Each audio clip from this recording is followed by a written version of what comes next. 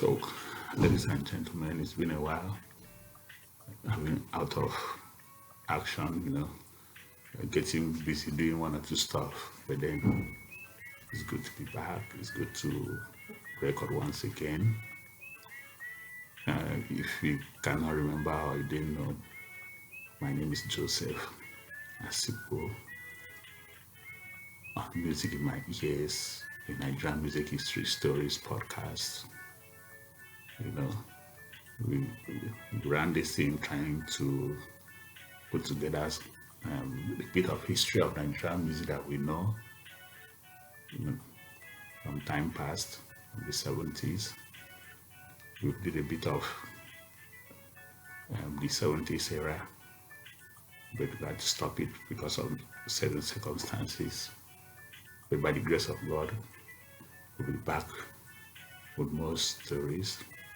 But right about now, I just when you go online, you see a lot of stories that kind of misrepresents the history of music in Nigeria. So that is the reason I said let me just put out this recording to put a little bit of correction to some of these things, or try to put things a bit more straight. Most in particular is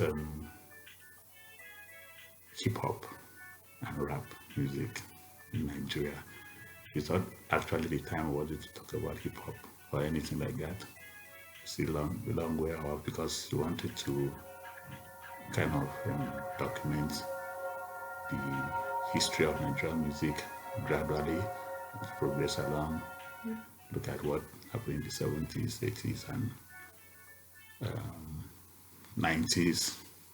But then once in a while, we do intervene with topics that are current or maybe that needs addressing.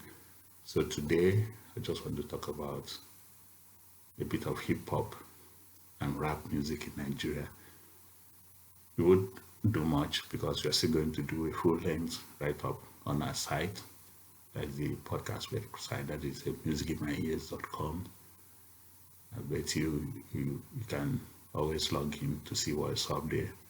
Recently, we did the cover songs made by Nigerian artists on that website. Is still current.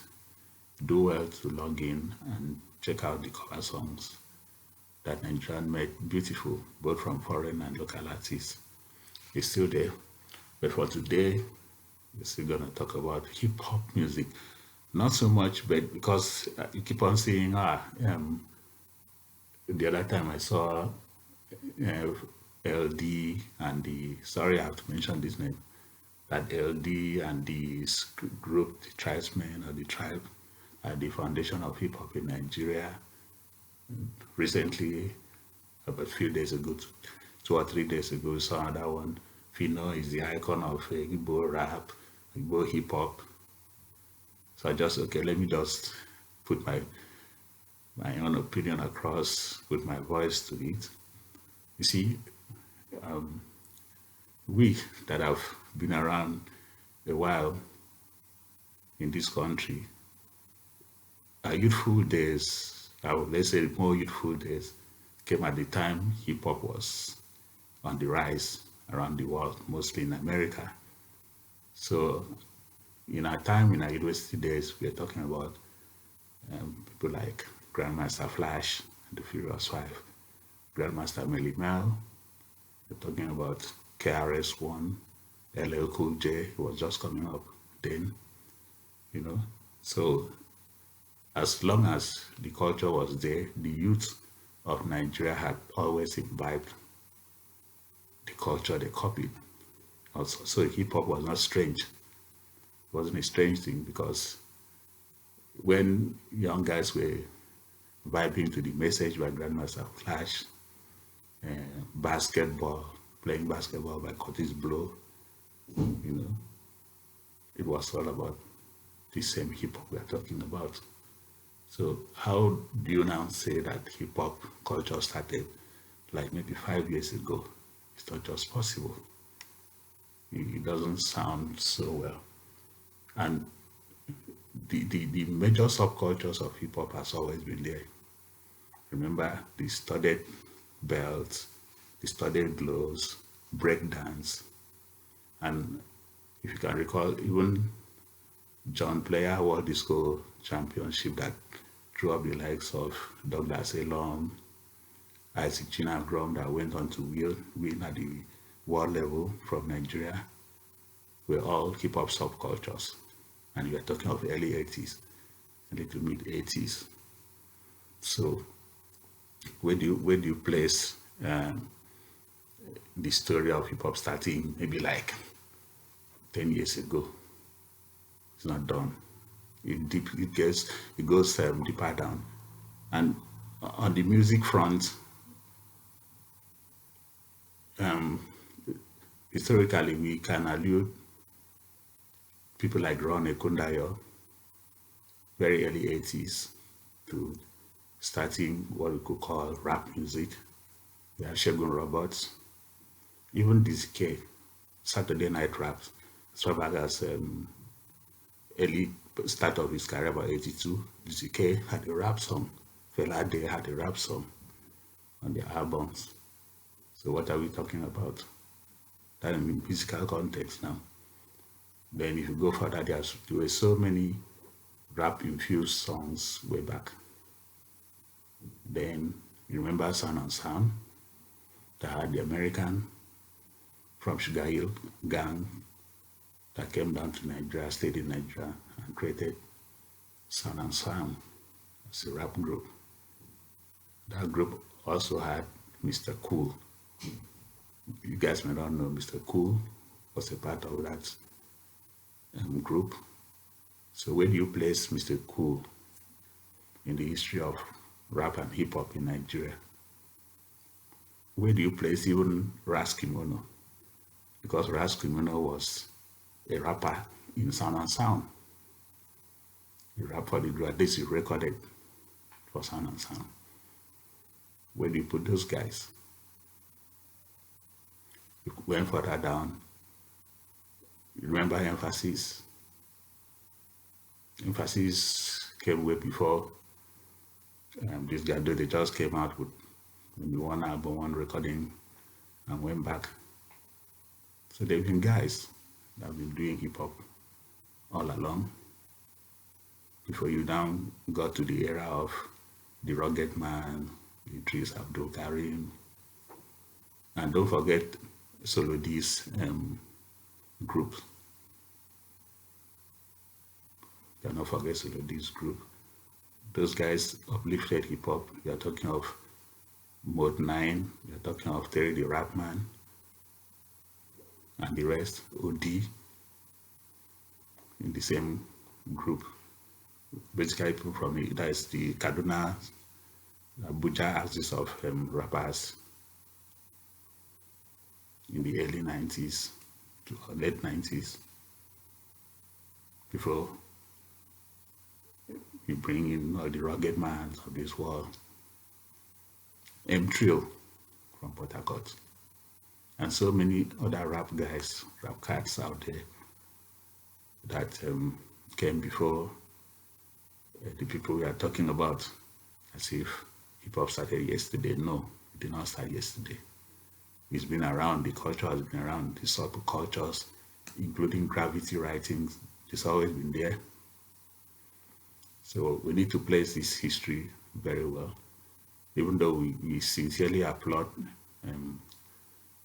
the guys that elevated hip hop to a wider acceptability, like Vector, Bod 9, MI, and his brother. They've done well, no doubt. But when we are putting out history, please let it be properly documented. Let's try to get the facts right. Don't let us rewrite history. And talking of hip hop, you've forgotten the what's this Yoruba guy that started before Olamide them. Even that group, those Bariga group, the ID Kabasa group, they had rappers within them. That is where Olamide came out from. So we need to put this history in order. But what I'm going to do on the website, we are going to do a detailed write-up on history on rap and hip-hop in Nigeria. It's not today. Breakdance was big, and breakdance is a subculture of hip-hop. That's why we even had movies, around breakdance. Beat Street, for instance, was one of the most popular movies, black movie, hip hop movie in the 80s, and it was popular in the country. So the youth of then really picked up this culture and propagated it. But it's always been difficult way back to pass out, to can I call it communicate, to let out information, so and to even document. So some of these things are not in place. You may not easily see or get to read about them. That's why we at Music My Ears try as much as possible to put these things out there for the sake of history, for the sake of documenting. Don't even forget a guy like J.M. Baggy. That was hip hop. That was in the 90s, early 90s. So there are so many names that we could mention, but as I have said, we'll do a good write-up on the website and put it across out there. So for now, that's about the hip hop.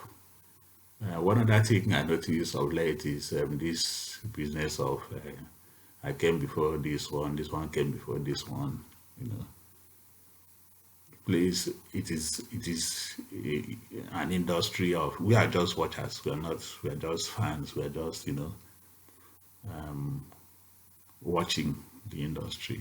We are not celebrities. We are only trying to document. But for the sake of the industry, I think it's good that artists who always try to cooperate and pull each other along. For now, sincerely speaking, the music industry is looking a bit like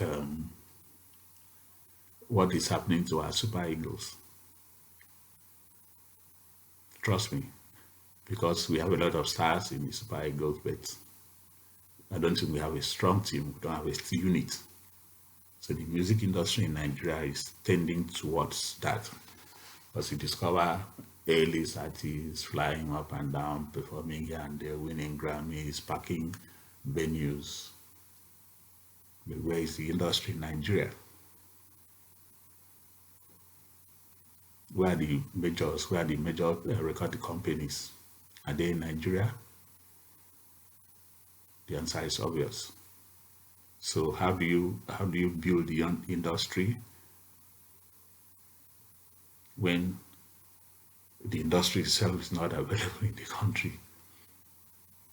How do you groom other artists? Where are the A&Rs? Where are the distributors? What local streaming platform do we have that can hold the industry? Good, we are making waves abroad, elsewhere. We are making good inroads. But then we need to have something that will equally, groom a solid industry down in Nigeria. That's what is lacking for now. And if it continues, our stars will become stars of abroad,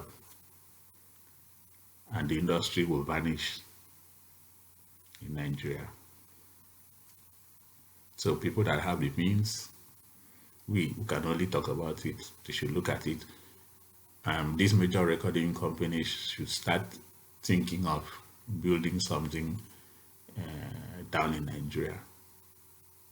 That is the way it was in the past. We had the majors in Nigeria. We had the Sony, the CBS, the Polygram, whatever. in Nigeria. They were running alongside with the local ones. So now if artists are only signing deals with companies that don't really know about Nigeria, I mean, there's something wrong. And of course, Nigerian artists have now started buying into other kind of music, yeah, my piano thing and all that.